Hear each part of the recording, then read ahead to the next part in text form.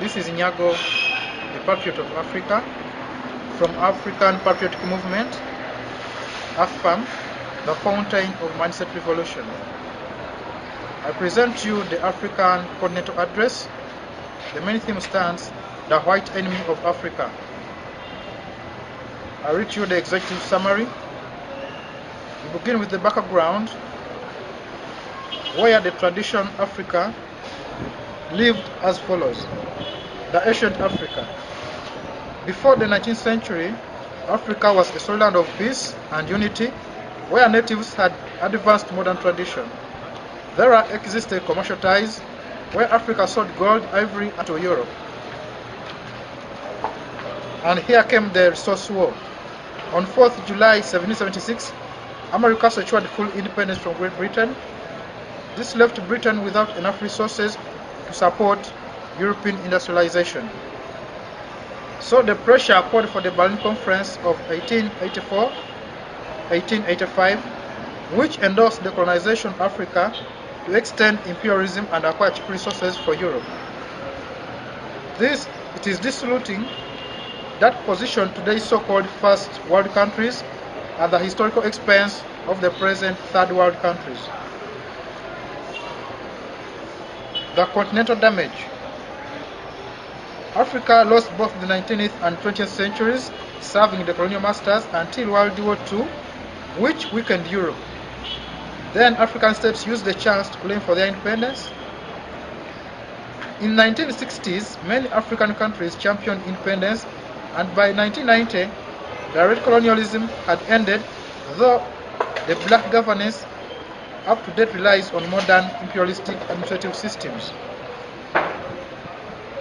And there came the modern imperialism, where most of Africans, or generally the whole Africa, is suffering from today. It is characterized of inequalities like modern slavery, racial discrimination, abject poverty, system dependence, and ideological suppression, as explained below. Here are the imperialistic inequalities. Africa is suffering from modern imperialism by going through the following catastrophes. Number one, Africa is in captivity. As we see that there is no independence, the loss of independence. Africa lost independence the day a black man welcomed a white man. Africa's success for independence only allowed blacks office positions without powers and authority. The change forgot to uproot the white enemy systems of governance as well. So the people colonialists left Africa, but their unfriendly systems remain deeply rooted, and Africa still embraces them. These systems deprive Africa of sovereign rights, overuse of own resourceful belonging, and it is regarded a human right for the white enemy to brutally suppress any practical attempt to liberate the Rundi continent. As we see that 6 African independence leaders were assassinated between 1961 and 1963. Then we see the magnitude of slavery. Sincere audit reveals that Africans abandoned their native governance structures and practices, but rather attempted to embrace and now excellent at copying and implementing systems, policies, and standards set by the white enemy of Africa. This has promoted the supremacy of a white man at the cost of a black man. The second inequality is the intensity of racial discrimination. Below, we see that inequality among human beings is paramount. The white enemy of Africa positioned himself as superior over other species of human beings, which is against the principle of human rights. The principle of human rights is equality. The influence and command of human direction. The white enemy asserts that he is more human than all other human beings and imposes to reign supreme when it comes to crafting direction and what the human society deserves. This means he dictates how human beings should live on earth. We see now that the white definition of human rights is given as it is when Africa admits the white man's influence, abandons tradition, freedom of choice, values, beliefs, systems, standards, and policies to forcefully subject, accept, follow, and fulfill the command of the white enemy in disregard of unsupported laws of the black continent. Africa is despised to favor the white man's position. The key aspects regarding the setting of African society is not considered at global rating. This fact has left numerous African countries branded third world countries after being underrated due to failure to implement the white man's agenda to his satisfaction. All African third world countries are first world countries if scored in relation to application of African concepts and while considering what matters for Africa. The third inequality, which is due to the result of modern imperialism, is Africa's poverty, which is as a result of the black-white regressive economic relationship. Here we see that Africa is blindfolded by the foreign aid. Foreign aid is an imperialistic gift to Africa as an exchange for self-betrayal. It corrupts an African mind to divert from concentrating on championing African interests and resort to implementing the white enemy's agenda. Foreign aid is conditioned to implementing imported theories, concepts, ideologies, and systems. Now Africa has lost centuries and now a victim of foreign aid since the 19th century. Here comes the adversarial economic relationship. The white enemy's wealth accumulation and supremacy is dependent on Africa's loss of resources. This means that the white enemy gains more wealth the more he gets resources from Africa. And Africa plunges into abject poverty the more Africa loses resources to the white enemy. Here is an illustration of the graph presenting the parasitic economic relationship between Africa and the white enemy. The graph presents that the relationship between Africa's loss of resources and the white's accumulation of wealth largely depends on a gross loss suffered by Africa. The trend of the graph.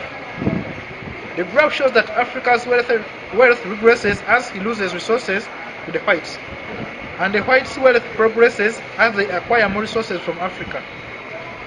If Africa had more wealth before had started losing resources to the white enemy. The whites started to acquire more wealth as they kept getting more resources from Africa. This leaves the loss to gain equilibrium point as seen in the graph. The loss to gain equilibrium point states that it's the point at which Africa's wealth declines at the cost of resource loss to the whites, and the whites' enemy's wealth increases at the acquisition of Africa's resources. It's at this time when Africa was at the intensity of imperialistic wars, which claimed a lot of black lives in an attempt to defend the continental belonging.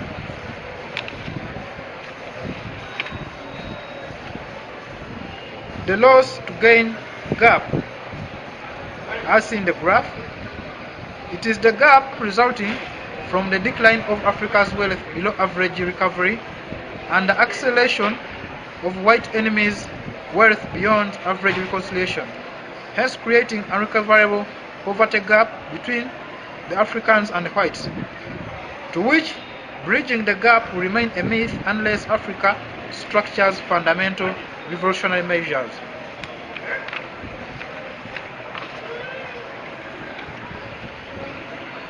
Part number 4 of the presentation is Africanization of Africa. This means that there is need to restructure the black man's continent.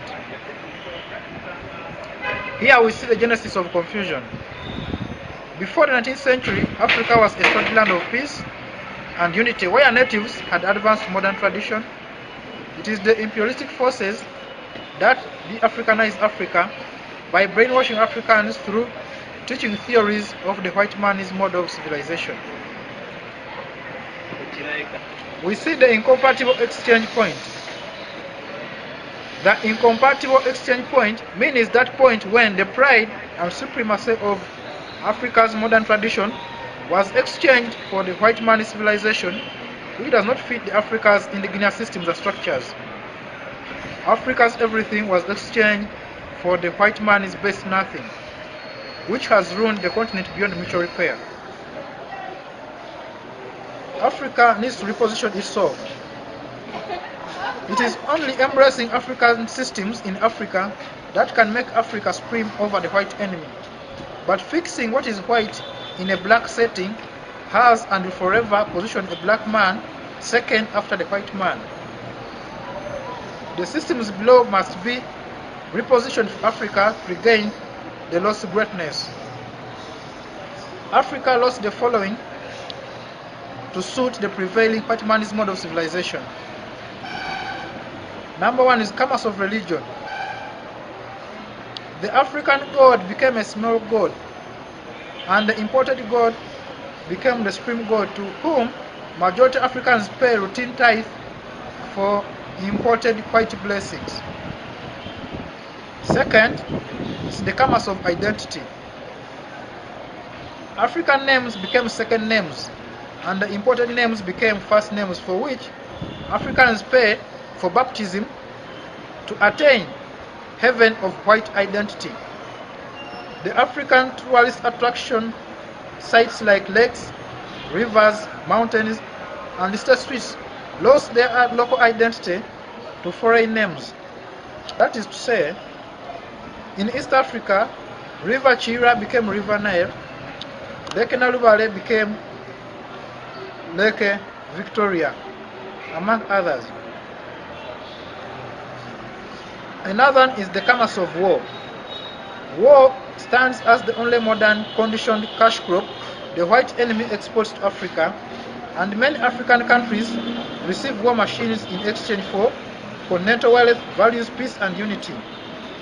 The perception in most African minds is that it needs a white man to resolve an African war or conflicts. Another is the commerce of education. The African education system was abandoned, and Africans adopted the imported education system to which Africans pay school fees to cram the white man's conceptual theories that best serve the parasitic interests of the white enemy. The today's modern African home pays school fees for a child for 25 years. This leaves no per capita savings for investment for every home, and as well extends the productivity of an average youth to beyond 25 years. This means that every African youth who attends school becomes productive after attaining 25 years of age, probably after education. Another is the commerce of currency. Africans stopped cherishing natural wealth, which is land, crops, and animals, by dropping the barter trade system of commerce and adopted the monetary system of commerce, which was designed to keep low or undermine the value of African currencies in gain of the white enemy's currency. This has left African land insufficient of artificial wealth. Artificial wealth means the paper medium of exchange, the one you call money. And no option has been left but rather destined to depend on foreign aid, which we term as the conditioned artificial wealth. Africans have been deprived of their time. Africans now consider their own culture and tradition as primitive, satanic, and substandard, but instead spend their shortened lifespan to implement the white enemy's culture, tradition, by realizing the condition targets set by the white man, that's to say, the Millennium Development Goals, Sustainable Development Goals, international certification and standards. All this has been set to cost an African a time spent in life. The life expectancy of every African has been shortened.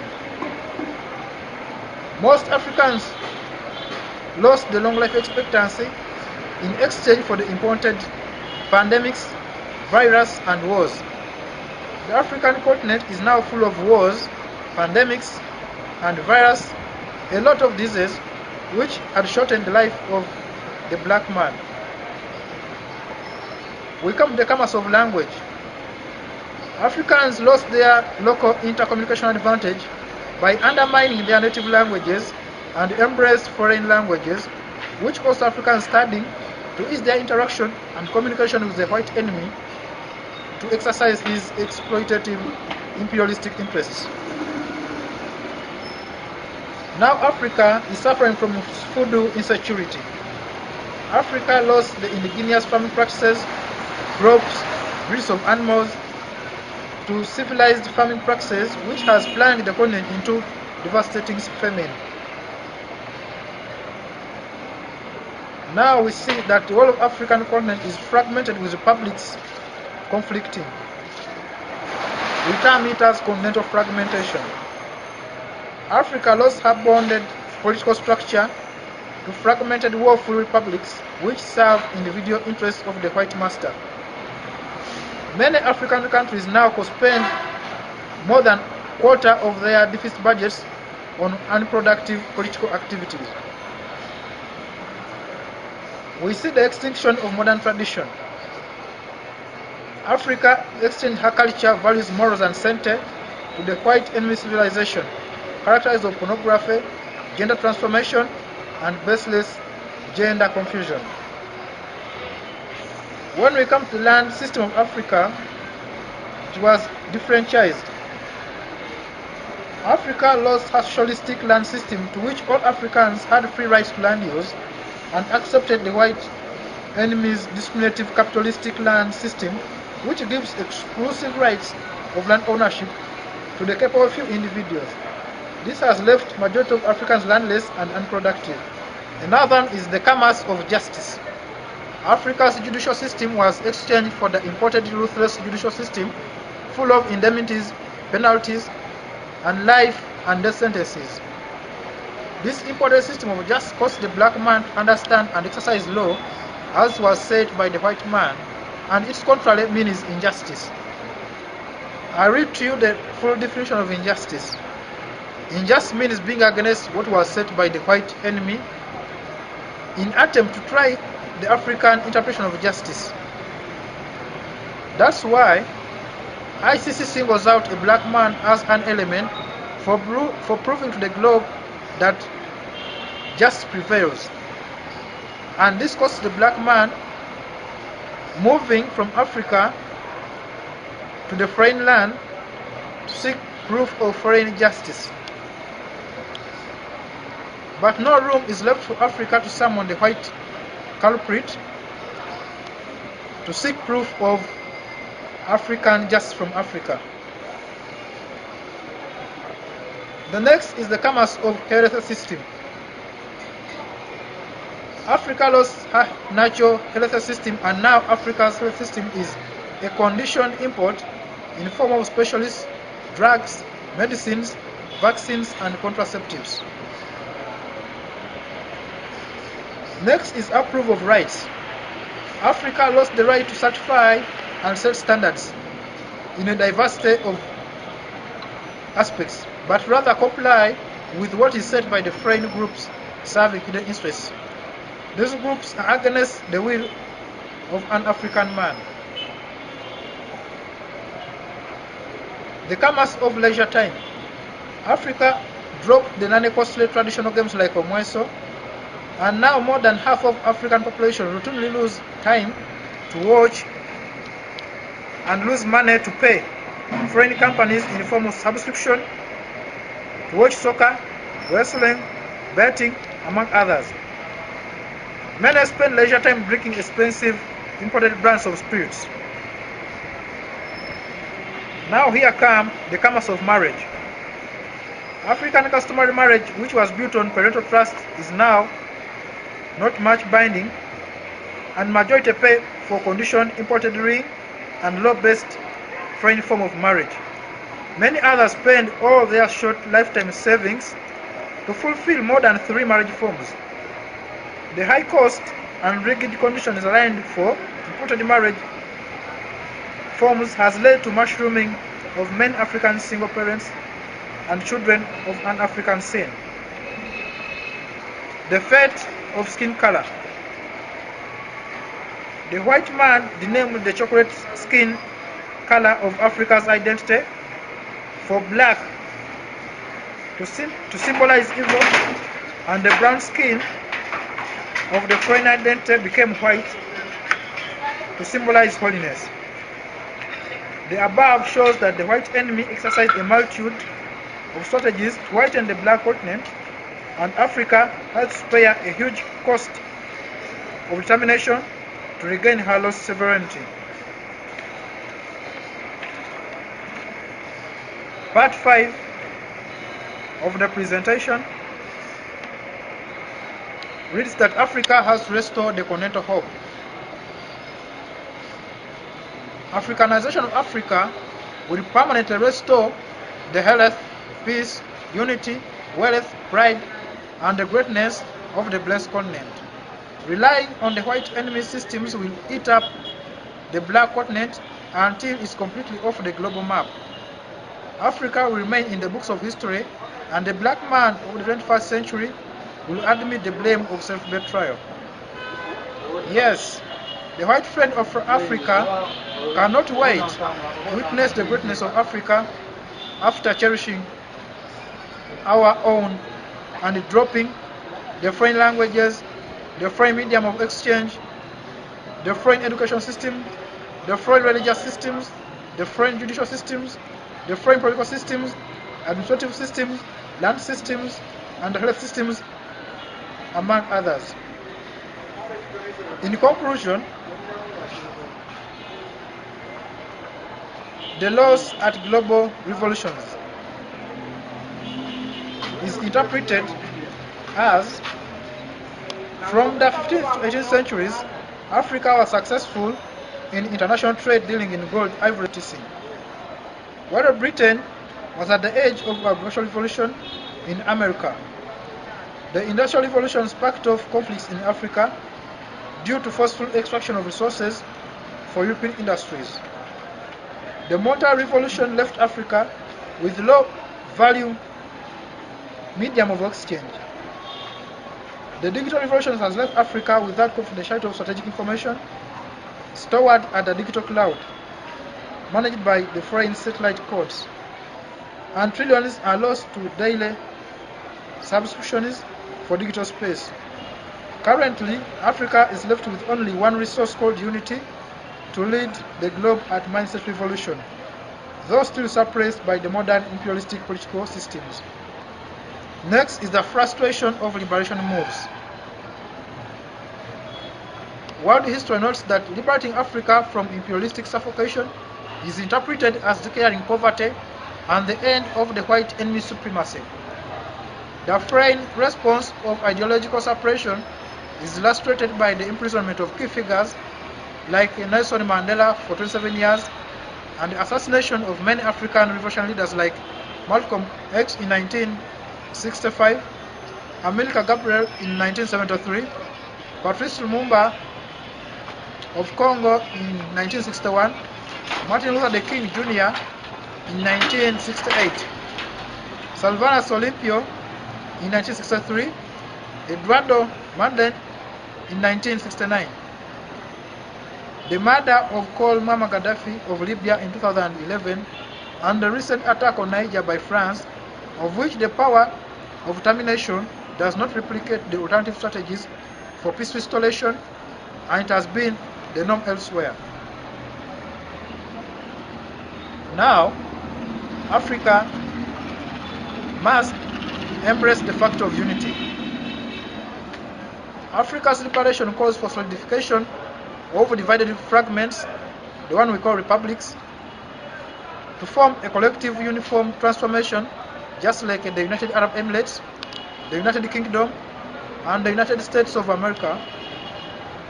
The greatness of these nations has solely relied on preserving and cherishing their strong traditional unifying beliefs and extending them beyond boundaries, and the like should be considered paramount when restoring the African continental sovereignty. Here I remain your patriot, Professor Nyago Africa, the President of African Patriotic Movement. Thank you.